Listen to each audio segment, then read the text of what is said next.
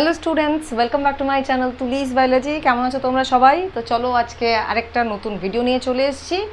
কি video? Class 12-এর WBC HSC বোর্ডসেরই ভিডিও নিয়ে চলে এসেছি। দেখো, আমরা অলরেডি হেরিডিটি অ্যান্ড ভেরিয়েশন চ্যাপ্টারটা কমপ্লিট করে ফেলেছি।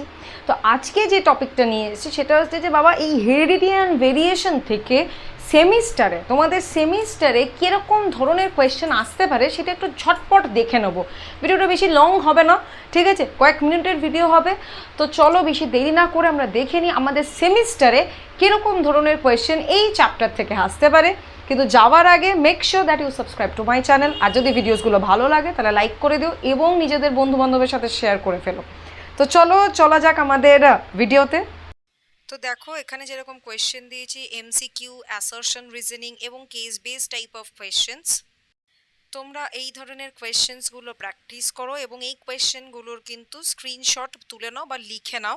এরকম আরও ইম্পর্টেন্ট কন্টেন্টসের জন্য ফলো করতে থাকো আমার চ্যানেলকে।